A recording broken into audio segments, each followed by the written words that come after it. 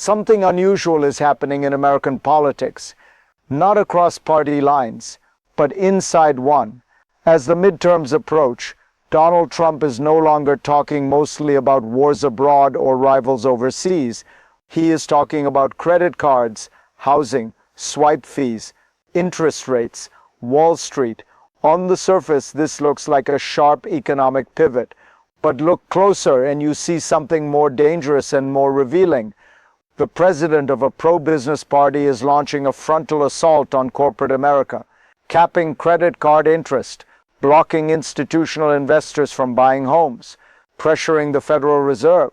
And the resistance is not coming from Democrats. It's coming from his own party. This is not just a policy disagreement. It's a struggle over what power means in modern politics and whether winning voters now matters more than governing later. If you want to understand where this economic fight is really headed, stay with me. Because before we talk about solutions, we need to understand the problem Trump is actually trying to solve. To see that clearly, we have to define the battlefield itself. The real question is not whether Trump's proposals will pass. Most of them won't, at least not easily. The real question is why he is making them now. For decades, the Republican Party has been built on a simple economic bargain: deregulation, low taxes, and deference to markets. Wall Street was not a side effect of that model, it was a pillar of it.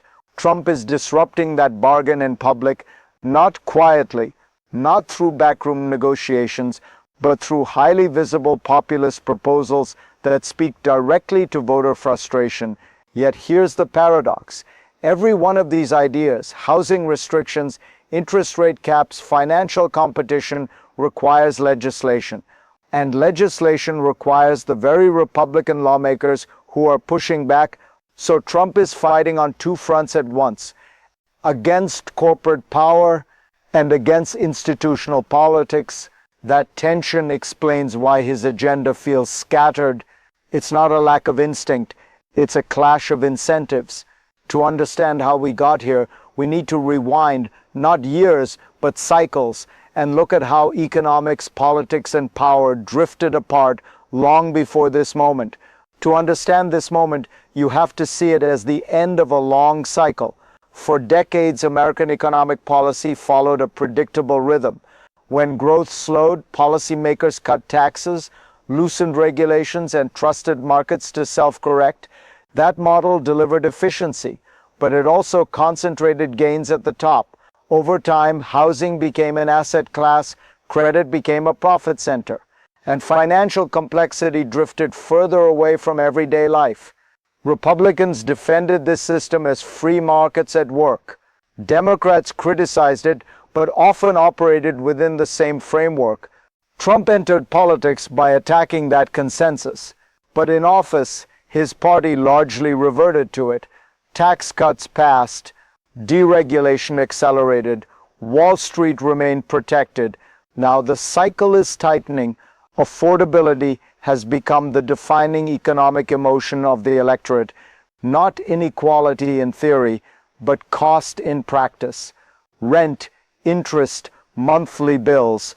Trump's recent proposals are a response to that pressure. They are less about ideology than timing. And when pressure builds inside a system that isn't designed to absorb it, something has to give. That's when crises begin, not all at once, but in flashes.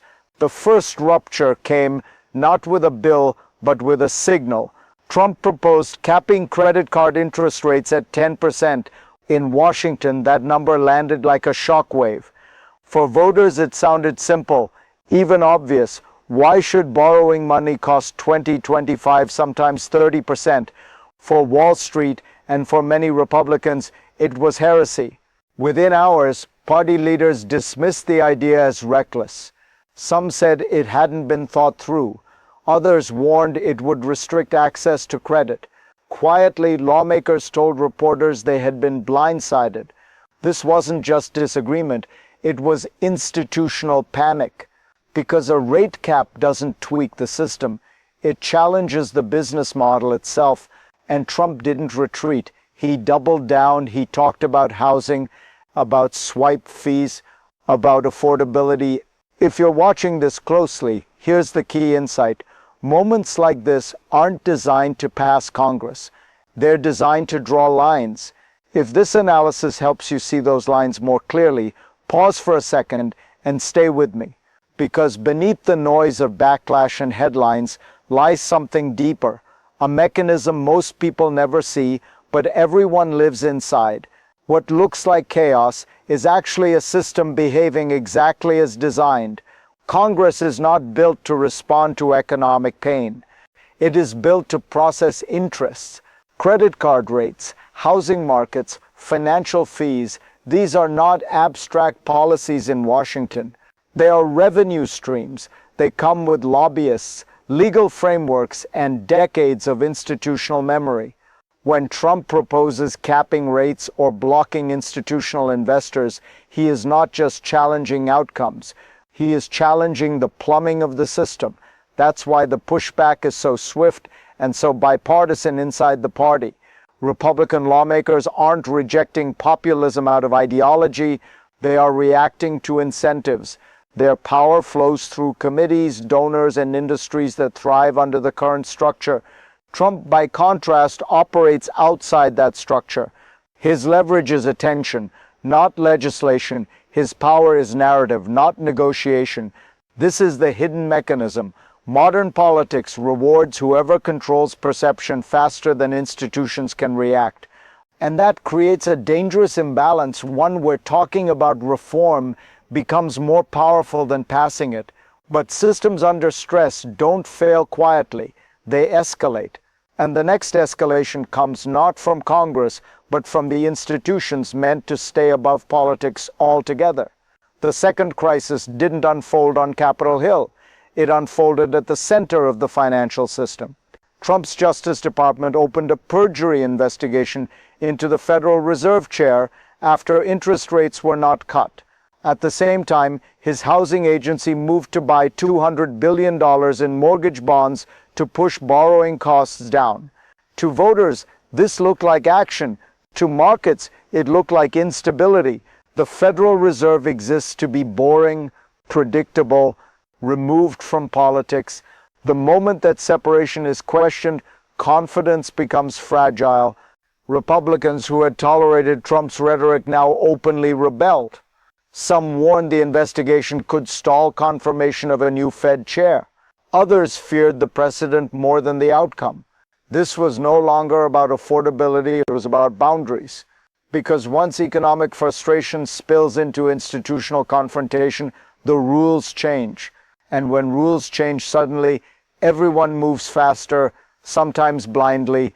But while elites debate process and precedent, the real consequences land elsewhere, not in hearing rooms or trading floors, but in everyday life. Now let's step away from Washington for a moment and talk about you, because while lawmakers argue over process, you live with the outcome. You feel it when rent rises faster than your paycheck, when a credit card balance never seems to shrink, when affordability stops being a policy word and becomes a personal stress. This is why Trump's message resonates even when his policies stall. You may never read the bill, you may never follow the committee vote, but you understand the feeling of being priced out of stability.